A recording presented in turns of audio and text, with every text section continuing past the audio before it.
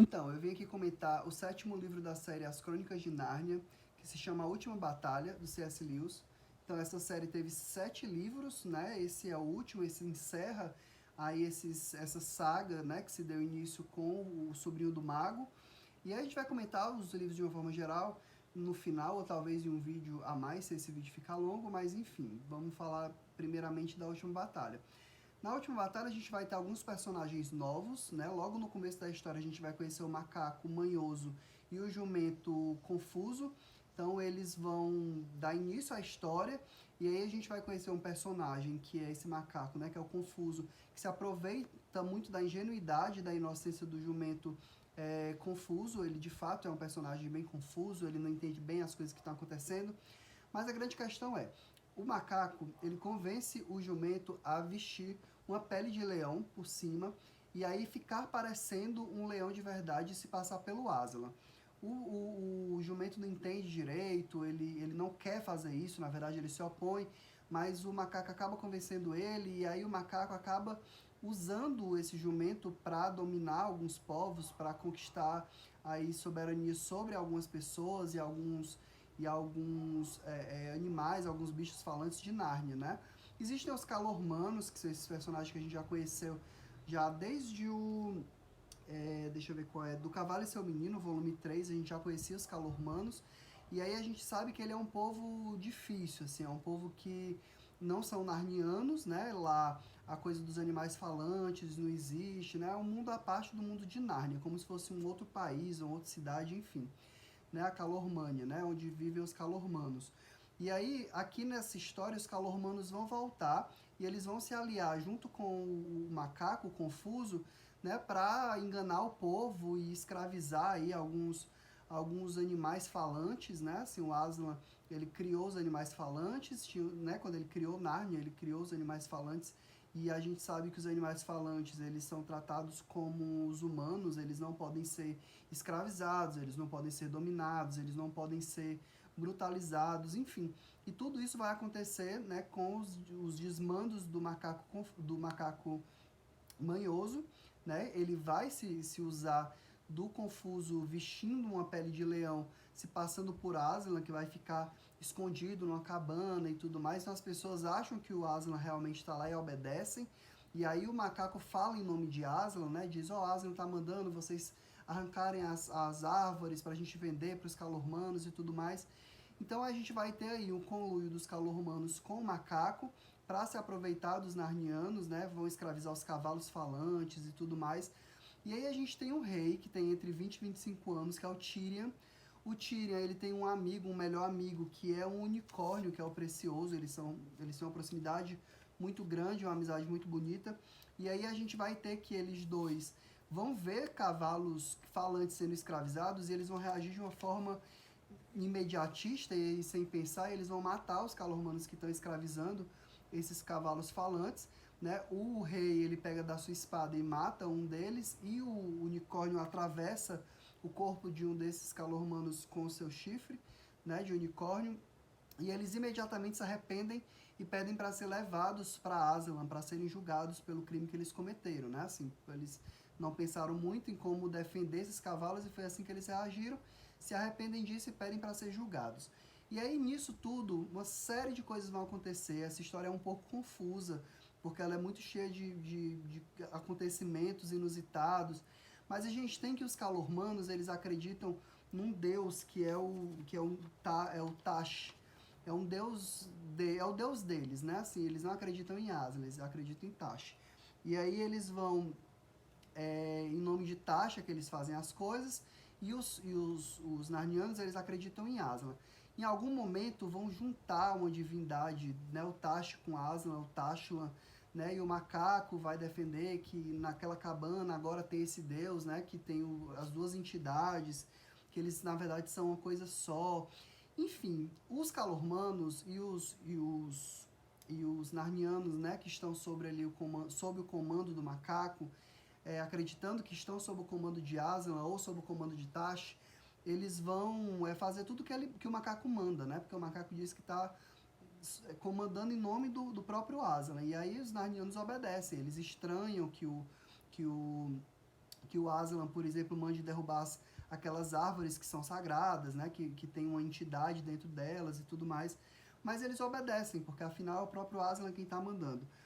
Enfim, como eu disse, uma série de coisas vão acontecer. O Tyrion, junto com o amigo dele, o unicórnio, né, o Precioso, eles vão invocar uma salvação para Nárnia, né? Eles vão, em nome de Aslan, pedir ajuda para Nárnia.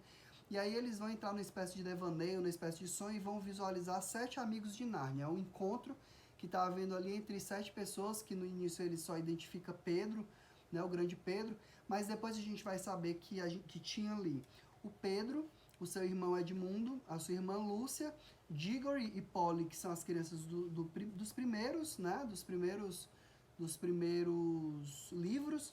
A gente vai ter também o Eustáquio e a Gil, né, que são os 7 amigos de Nárnia. A gente não tem aí a Susana, né, que aí depois a gente vai ficar sabendo que a Susana deixou de ser uma amiga de Nárnia. Ela começou a se interessar por coisas de adultos, como lingerie e maquiagem. Enfim, ela trata como aqueles acontecimentos que ela vivenciou como tendo sido aventuras infantis, e que ela não entendia porque que os outros ainda estavam apegados a essas fantasias que eles faziam, essas brincadeiras, né? Ela deixa de acreditar em Nárnia. E por isso ela deixa de ser uma amiga de Nárnia. Mas os outros permanecem leais a Aslan e a Nárnia, né? E aí o que acontece? Em determinado momento, quando Tyrion invoca a salvação, através, pelo menos, se não de Aslan, de amigos de Aslan, o Eustáquio e a Gil vão para Nárnia e vão tentar ajudar. E aí realmente acontece uma série de coisas, é um pouco confuso, vale a pena ler e entender direito passo a passo do que acontece, mas o que importa é que em determinado momento essas crianças entram numa cabana que é onde está esse deus ou essa entidade, né, Tashlan, que é, na verdade, assim, eles não sabem o que encontram ali dentro daquela cabana, mas quem entrava naquela cabana acabava morrendo. E aí eles entram nessa cabana, né, são jogados dentro da cabana, enfim, e aí quando eles acordam, eles são recepcionados pelo rato, né, aquele rato que participava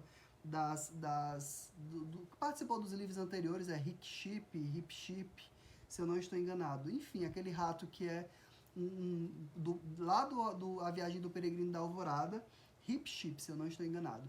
E aí, a gente sabe que Hip Chip, na verdade, ele termina o livro conhecendo o país de Aslan, né? E o país de Aslan é como se fosse o paraíso, então ele não voltaria mais.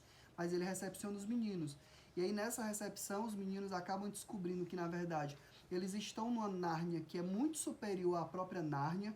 E aí, que a gente tem aqui essa filosofia de que, na verdade, Nárnia é um país muito superior à Nárnia que eles conheceram, né? O país de Aslan, na verdade, é como se fosse uma Nárnia muito superior, onde o gosto das frutas, onde a visão, os sentidos, eles são mais aguçados. E aí, no final da história, e aí aqui é o grande spoiler, então se você só acompanhou e queria conhecer um pouco da história aqui, eu vou realmente revelar o final, talvez seja interessante você encerrar o vídeo por aqui. Mas eu vou aqui comentar rapidamente esse momento em que o Aslan revela que, na verdade, os meninos sofreram um acidente de trem, e aí, na verdade, eles morreram, né? O Eustáquio, a Gil, e todos aqueles personagens que estavam ali, eles, na verdade, tinham morrido. E aí, eles foram para o paraíso, né? Que seria a terra de Aslan, esse lugar supremo, mágico, superior, enfim. É isso que ele diz, inclusive lá os pais, as crianças vão estar lá e tudo mais. E é um momento, assim, muito triste, muito estranho a gente se deparar com o fato de que eles morreram de fato, né? Isso é algo meio chocante, mas enfim, é isso, é Hip Chip mesmo, tá, gente? O nome do ratinho. Enfim, tá aqui ele, a figura dele, ó. Mas a gente fica sabendo disso, o Aslan conta isso, e lá eles vão encontrar todos os personagens que a gente já conhece. Ele diz assim, ó: todo mundo que se possa imaginar, isto é, quem conhece a história desses países, parecia estar ali. A coruja Plumalume, o Paulama Brejeiro, o rei Hylian com seu pai, o rei Caspian e sua mãe, a filha da estrela. Bem de pertinho deles, o Lord Drinha e o Lord Berne, o anão Trupkin e o caça-trufas, o bom texugo, bem como o centauro Ciclone e centenas de outros heróis da grande guerra da libertação. Então eles vão reencontrar aqui todos os personagens que passaram por Nárnia e que a gente conheceu aí desde o primeiro livro, e é isso que o Aslan diz, as palavras são: aconteceu mesmo um acidente com o trem, explica Aslan, seu pai, sua mãe, todos vocês estão mortos, como se costuma dizer nas terras sombrias. Acabaram-se as aulas, chegaram as férias, acabou-se o sonho, rompeu a manhã. Então é isso, esse é o desfecho da história, esse é o desfecho das Crônicas de Nárnia, eles morrendo e tendo acesso ao país de Aslan de forma definitiva, né? Eles vão viver no paraíso. E eu vou encerrar esse vídeo por aqui e eu crio mais um vídeo comentando o final da minha leitura aí das Crônicas de Nárnia, dos 7 volumes, dizendo o que eu mais gostei, o que eu menos gostei, enfim. Vou comentar lá nesse próximo vídeo.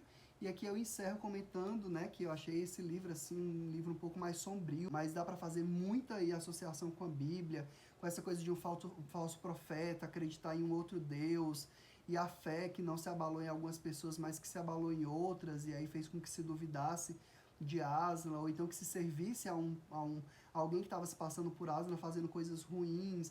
Mas enfim, aqui a gente vê que no final das contas existe esse paraíso que Aslan comanda, né, que seria o céu, por assim dizer, já que Aslan é o deus, né, que cria Nárnia e todos os seres falantes e tudo mais. Enfim, fiquei esse vídeo meio confuso, mas com satisfação de ter finalizado essa história e de ter lido esse livro que também é bom, apesar de um pouco mais confuso do que os outros. E é isso, e até o próximo.